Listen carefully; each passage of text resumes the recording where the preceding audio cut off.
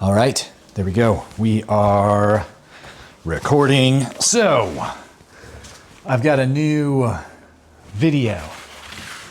Well, actually, it's a new video, but it's the similar topic. So, quantum consciousness is what we're here to talk about right now. And what brought me to looking into this tonight was I had a number file video come up on my feed, and it was the Stein paradox. And I was like, okay, I'll check it out. And I checked it out and I was like, okay, that's very interesting. And then I was like, okay, I almost think that there's some connections of that paradox to other interesting things. So, that being said, basically what I was, I think maybe this.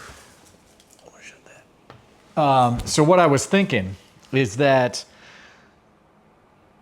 basically not in a exact literal sense, it's hard to say, but the holographic principle of reality, like just that idea, the holographic concept of reality.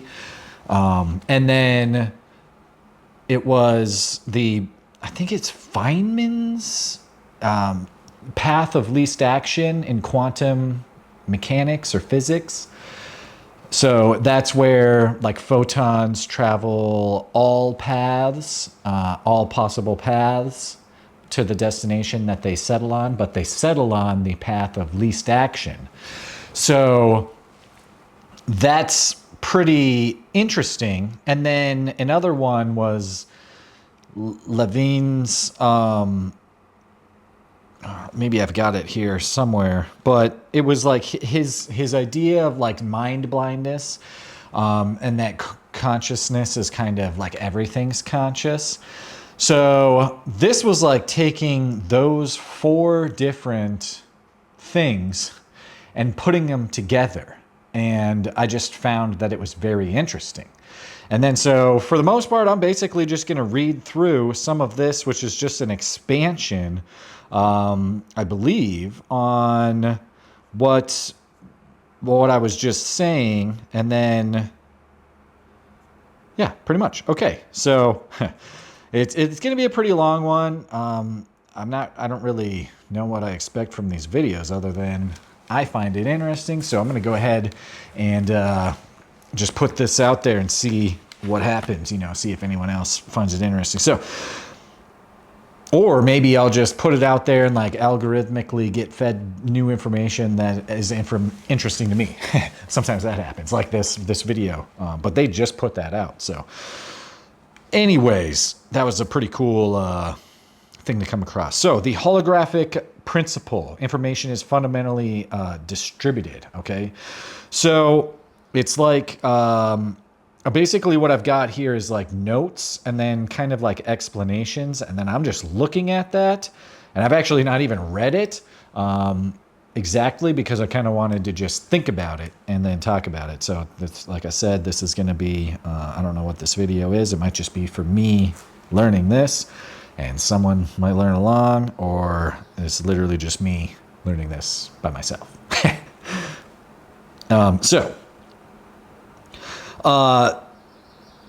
The hologram, okay? So the light, when a laser light bounces off an object and interferes with a reference beam, it creates a pattern that looks pattern looks meaningless swirls, but contains the complete 3D information, okay? That's an interference with the reference beam. So the crucial role of the reference beam is to shine a coherent light through the pattern at the same angle as the original reference beam, and the full 3D image appears floating in space. So it's just the alignment of the reference beam has to be at the same angle as I think the object beam. Either way, the main thing is the alignment, okay? So we're taking the concept of the more in alignment the laser is, the clearer the image is going to be. And if it's a perfect alignment, it's a perfect image or hologram. Yeah, hologram is the main thing that we're talking about. Okay, so, and then the key insight is every piece contains the whole but needs coherent light to decode. Exactly, yes. So, like all of the information is there, but it has to be, at the right angle for it to, for the information to express itself. And okay, so this is saying, you cut the hologram in half and you don't get half the image, you get the whole image, but at a lower resolution, proving information is distributed throughout. Okay, yes, exactly. You don't get half the image, you still see the full image, but you're looking at maybe 1080p instead of 4K, or like 360p instead of 1080p, or I'm not sure, if you keep cutting it, the image in half, you'll just keep on lowering the resolution, basically. 4K, 1080, 720, 360, 480 is in there too. All right. Now, the next thing was to expand to cosmological holography using universe's information on its boundaries. Well, I'm actually just going to skip the cosmological holography because we don't really need to go there right now. So quantum least action. Reality selects through coherent interference, okay? Feynman's path, nice. Feynman's path integrals. Particles literally explore all possible paths. Like in the double slit experiment, electrons go through both slits and neither slit and oscillate between them, okay? So the final pattern emerges from summing all of the possibilities. So again, when I read that, it's an interesting connection. Classical path emerges through constructive interference where paths align. Right, so classical paths emerge through constructive interference where paths align. Okay, so it says, just like noise-canceling headphones use destructive interference, nature cancels out most quantum paths, leaving only classical trajectory. So when you have your active noise-canceling headphones on, and it detects some sort of like a, sound, like a fan in the background, it then uses interference waves to cancel those sound waves out. So then all that you hear is the original sound from the headphone speaker. So it's actually, that's a pretty cool example. Nice. Good example. It's predetermined, but selected through resonance and coherence. The path isn't chosen in advance. It emerges because it's where all the probability waves reinforce each other. That makes sense. Like, the music playing is something, and those are moving, and then the other ones are moving as well. So it's not chosen in advance. It's like actively having to adjust as maybe that fan stops or increases or something. Okay, so action as the cost function that nature minimizes. So path of least action is, I think, where we're going with this one. So action equals energy times time. Oh, shoot, I wasn't recording the screen. Okay, we'll just start recording right now. And then, oops, whoa, what is going on? Okay, I'm going to turn that on.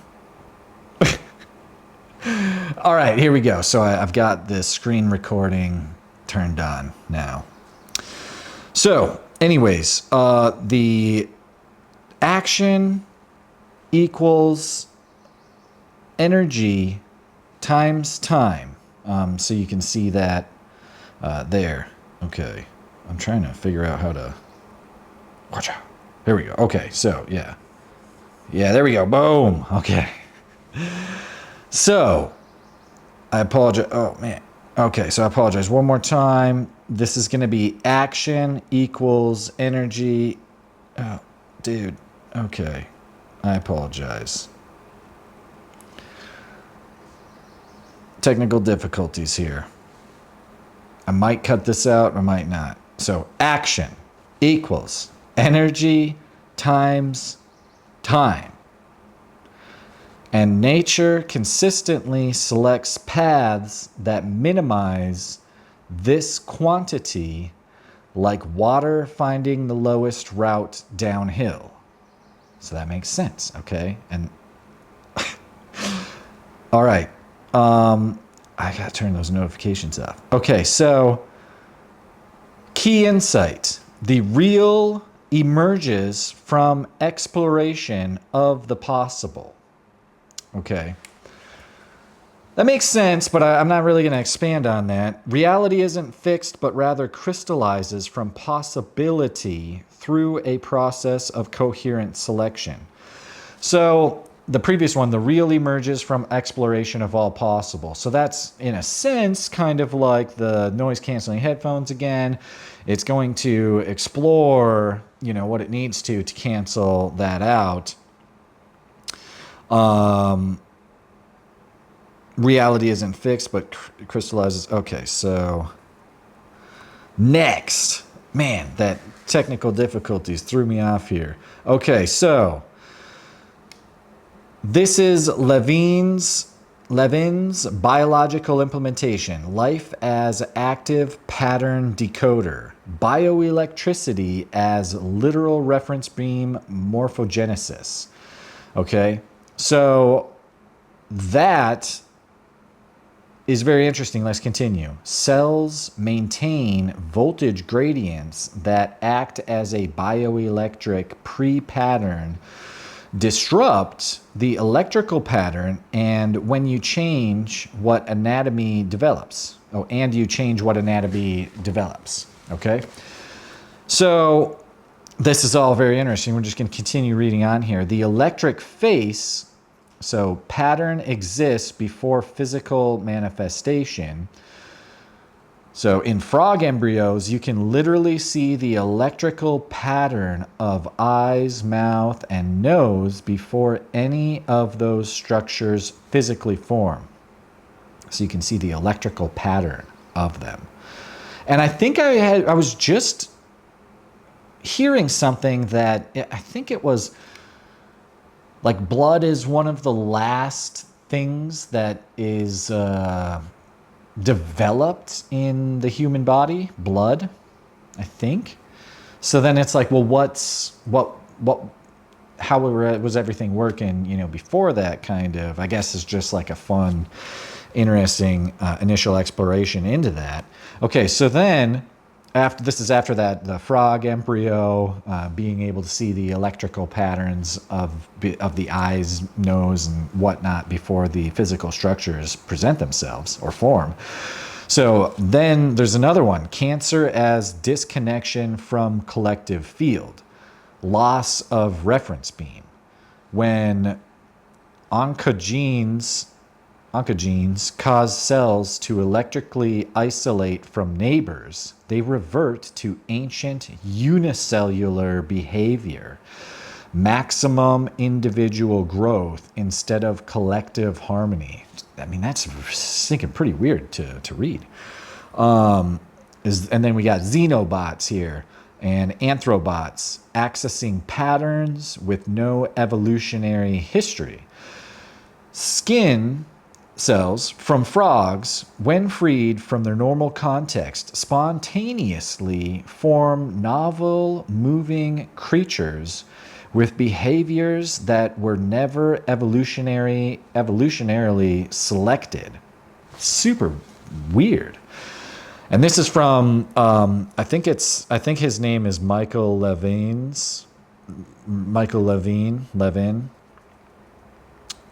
It was like a mind blindness consciousness video that I watched of him, actually. So the key insight from the skin cells from frogs forming novel moving creatures that were never evolutionary selected would be biology navigates morphospace like quantum systems navigate possibility space.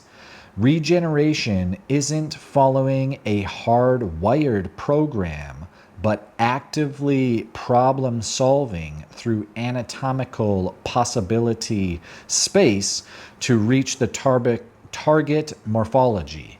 So, like, everything is just, you know, it's not when you do this, this, and that, then that happens. It's what are the current conditions, you know? I think that's what that's basically saying. Okay, so now we're introducing Stein's paradox. This is really fascinating. So the shocking result, in 3+ dimensions, not in anything less, 3+ dimensions, local measurements are always suboptimal.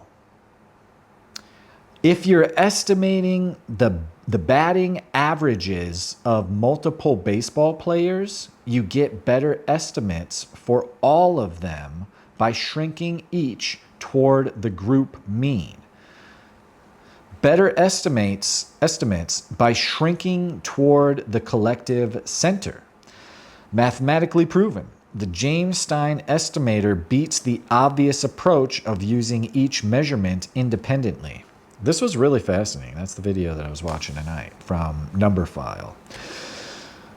Even unrelated measurements improve when considered together. Bizarrely, you can improve estimates of batting averages by including completely unrelated data like stock prices.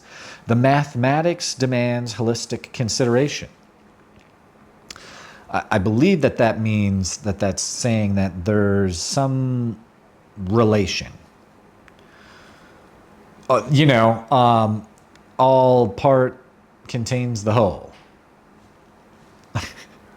Okay, now I forgot where I was. Okay. Yeah, okay. This isn't philosophy, but hard mathematics. This is the AI saying this. In high dimensions, local optimization is provably inferior to contextual adjustment. Well, so I suppose it's the AI pointing out that's apparently the case. So optimal guidance comes from alignment with the whole. So the paradox reveals a deep truth. Better answers come from considering the entire field, not trusting isolated data points. Man, that's super wild. Okay, so consciousness as reference beam.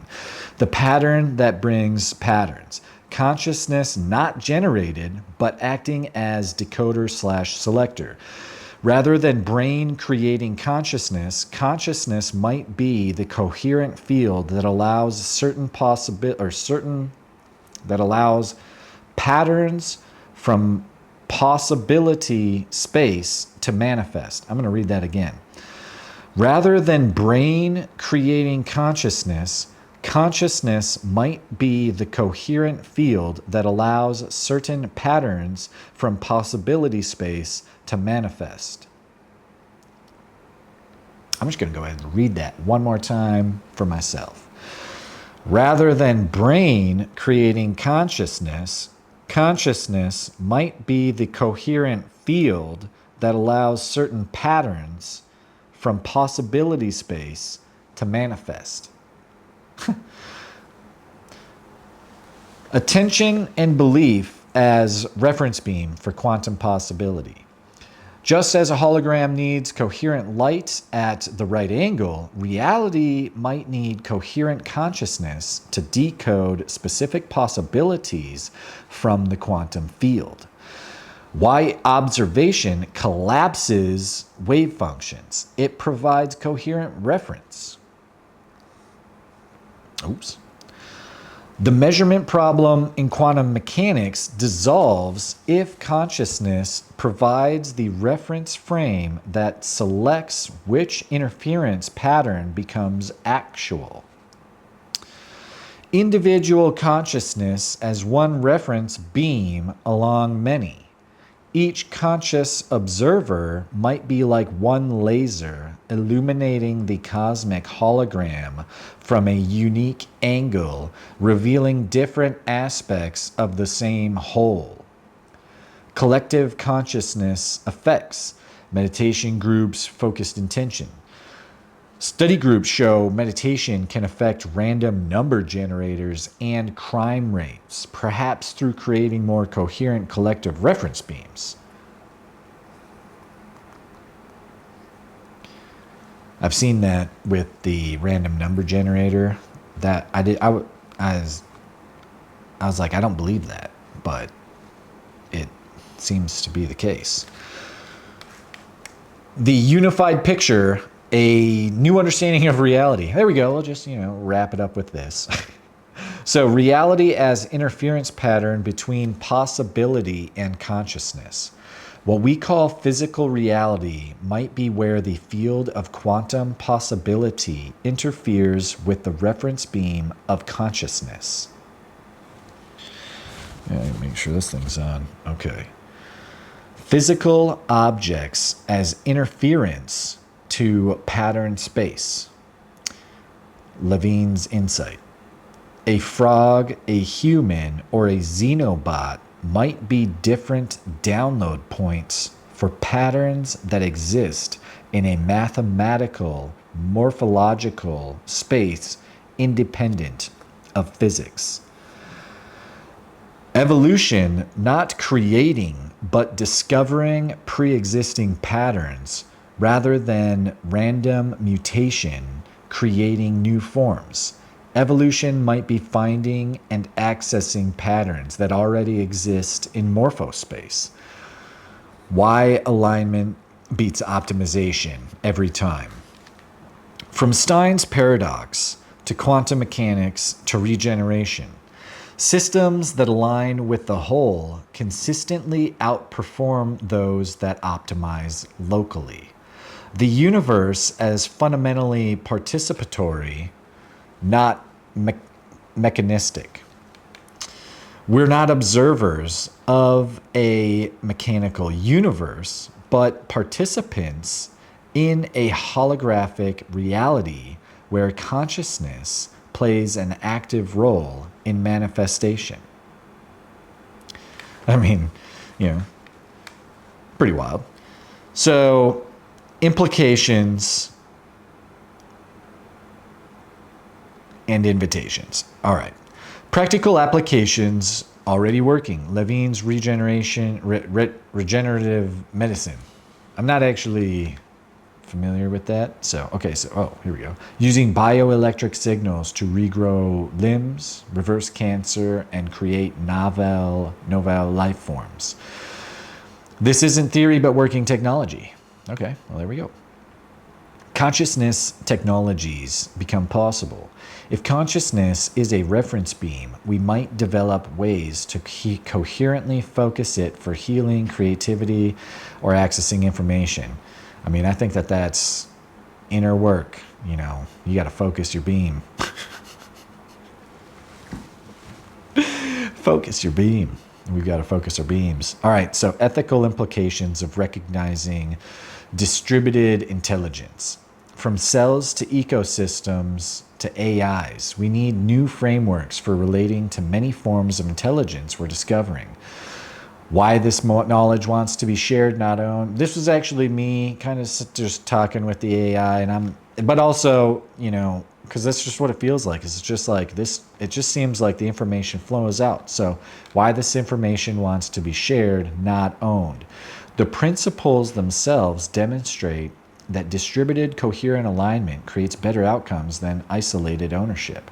So I basically was saying to the AI, it's like, I don't even know what the implications of me making this video are, but it seems like just going with the flow is a good thing, instead of like me just saying, oh, wow, that's really, really interesting, and then just isolating it to myself. I'll go ahead and share it, since we've got the internet and I've got a camera and these cool lights and this information. Open questions and where we go from here. So it says, how do we formalize the mathematics, test consciousness effects rigorously, build technologies that work with rather than against these principles? Right. So I think that there's a huge expansion into the discussion here. Basically, what I tried to do with the AI for getting this information, which was actually my first time reading it, so that was kind of cool, was just that I wanted it to paint it in a picture that's not, it's not super detailed. This is just trying to paint a picture.